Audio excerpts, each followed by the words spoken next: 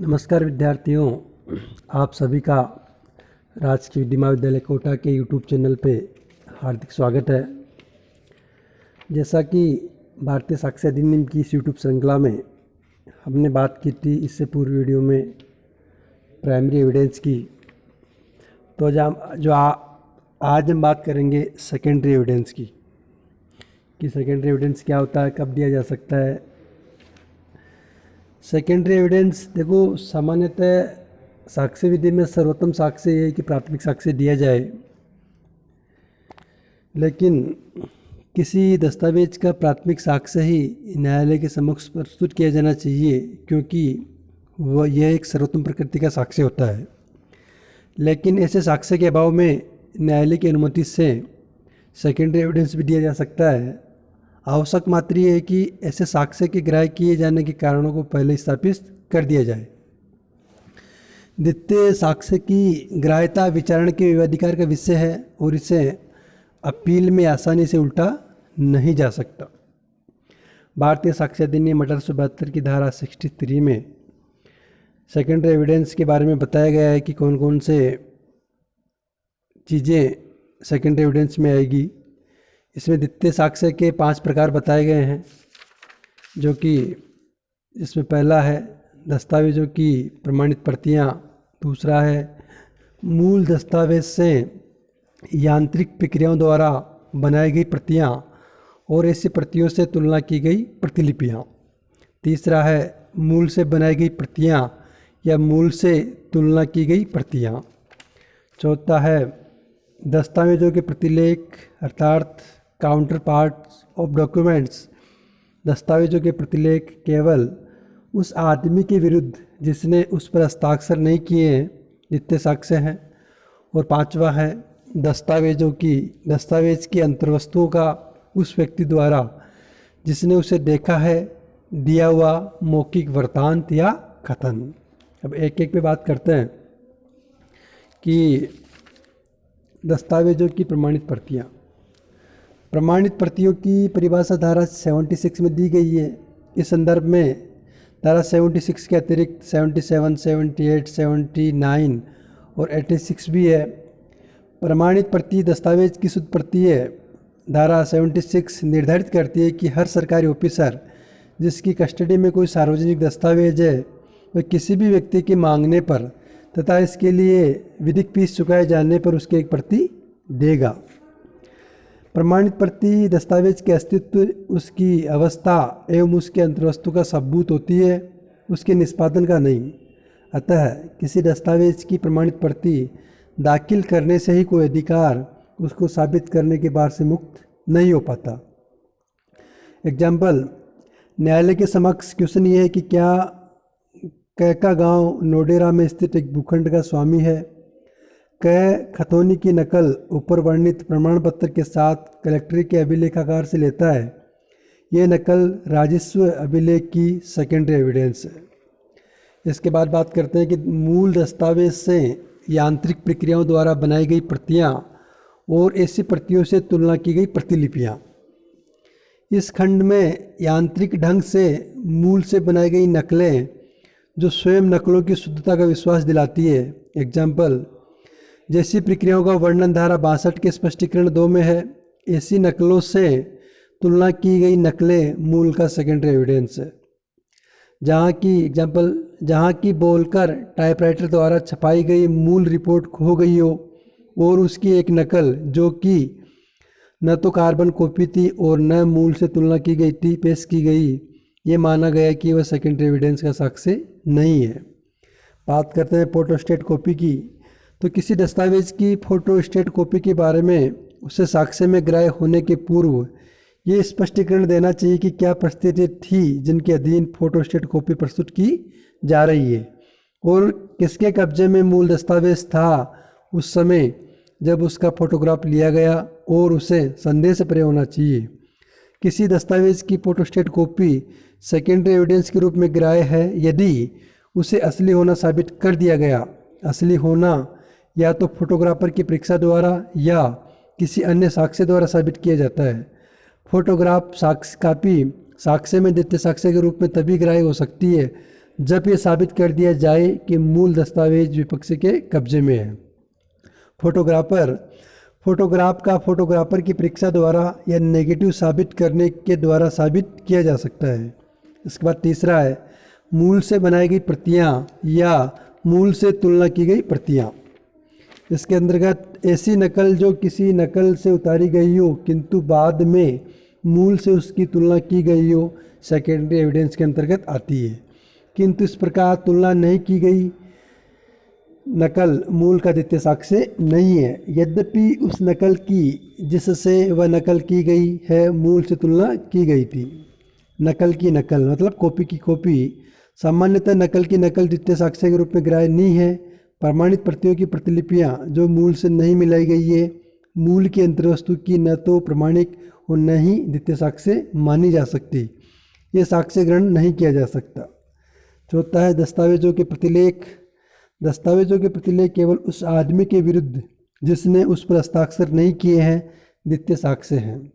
इसका सबसे उत्तम उदाहरण है पट्टा और कबूलियत। जब एक जमींदार अपनी भूमि काश्तकार को पट्टे पर देता है तो दो दस्तावेज तैयार किए जाते हैं। जमींदार काश्तकार के पक्ष में एक पट्टा उसके अंदर ये लिखकर निष्पादित करता है कि वह पट्टे पर अमुक भूमि लगान पर काश्तकार को दे रहा है। दूसरी तरफ काश्तकार जमींदार के पक्ष में एक कबूलियत उसके अंदर ये लिखकर निष्पादित करता है कि उसने जमींदार से भूमि अमुक लगान पर ले लिया है। जमींदार द्वारा निष्पादित किया गया पट्टा काश्तकार को दे दिया जाएगा और काश्तकार द्वारा निष्पादित कबूलियत जमींदार को दे दी जाएगी। इस दस्तावेज में पट्टा एक सेकेंडरी एविडेंस होगा जब वह काश्तकार के विरुद्ध इस्तेमाल किया जाएगा और जो उस द्वारा नहीं निष्पादित किया गया था। इस पर पांचवा है दस्तावेज की अंतर्वस्तु का उस व्यक्ति द्वारा जिसने उसे स्वयं देखा है दिया गया मौखिक वृत्तांत। कभी कभी ऐसा होता है कि न तो मूल और न उसकी प्रमाणित प्रतिलिपि उपलब्ध होती है।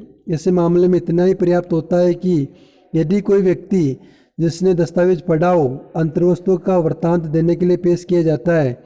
इस खंड के अंदर ये आवश्यक है कि दस्तावेजों की अंतर्वस्तु का मौखिक वृत्तांत देने वाले व्यक्ति ने स्वयं मूल की प्रतिलिपि देखा हो। एक निरक्षर व्यक्ति दस्तावेज की अंतर्वस्तु के बारे में साक्ष्य नहीं दे सकता। इसके बाद धारा 74 कहती है कि दस्तावेजों का धारा 65 के वर्णित अवस्थाओं के सिवाय प्राइमरी एविडेंस द्वारा साबित करनी होगी। क्वेश्चन उठता है कि समाचार पत्रों में छपने वाली बात कौन से एविडेंस में आएगी। तो इसमें न्यायालय ने स्पष्ट कर दिया कि जहाँ एक एग्जाम्पल के रूप में जहाँ एक चुनाव याचिका में ये साबित करना आवश्यक था कि विजयी प्रत्याशी ने अपने भाषण में क्या कहा था, तो उच्चतम न्यायालय ने इस बात को साबित करने के लिए एक समाचार पत्र में जो उसके भाषण छपा था उसको न तो सुसंगत माना न ही पर्याप्त, क्योंकि न्यायालय ने कहा कि या तो संवाददाता न्यायालय के सामने आता या फिर उसकी मौलिक रिपोर्ट पेश की जाती। इलाहाबाद उच्च न्यायालय का विचार है कि धारा 63 में बताई गई श्रेणियां अंतिम नहीं है और द्वितीय साक्ष्य की कोई अन्य श्रेणी भी स्वीकार की जा सकती है। इसके बाद बात करते हैं कि सेकेंडरी एविडेंस कब पेश किया जाएगा। सेकेंडरी एविडेंस के लिए धारा 65 में बताया गया है कि कब सेकेंडरी एविडेंस दिया जाएगा। तो धारा 65 बताती है कि जहाँ पर वो अवस्थाएं जिनमें दस्तावेज के संबंध में द्वितीय साक्ष्य दिया जा सकेगा। किसी दस्तावेज के अस्तित्व, दशा या अंतर्वस्तु का द्वितीय साक्ष्य निम्न अवस्थाओं में दिया जा सकेगा। पहला, जबकि ये दर्शित किया जाए या प्रतीत होता हो कि मूल ऐसे व्यक्ति के कब्जे में है या शक्यधीन है जिसके विरुद्ध उसको साबित किया जाना है। दूसरा, जब वह व्यक्ति जो न्यायालय की आदेशिका की पहुंच से बाहर है या न्यायालय की प्रक्रिया के अधीन न हो। तीसरा, जो स्वयं उसे पेश करने के लिए आबद्ध हो। मतलब मूल दस्तावेज यदि प्रतिपक्ष के कब्जे में है तो 3 कंडीशन है जब सेकेंडरी एविडेंस दिया जा सकता है। पहली, जिसके विरुद्ध दूसरे दस्तावेज को सिद्ध किया जाना है। दूसरा, जब वह व्यक्ति जो न्यायालय की आदेशिका से पहुंच से बाहर है। तीसरा, जो स्वयं उसे पेश करने के लिए आबद्ध है।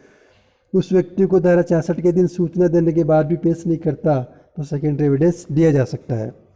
इसके बाद आता है मूल दस्तावेज के अस्तित्व, दशा या अंतर्वस्तु को लिखित रूप में स्वीकार कर लिए जाने पर जब मूल के अस्तित्व, हालात या अंतर्वस्तु को उस व्यक्ति द्वारा जिसके विरुद्ध उसे सिद्ध किया जाना है या उसके हित प्रतिनिधि द्वारा लिखित रूप से स्वीकृत किया जाना है, साबित कर दिया गया है।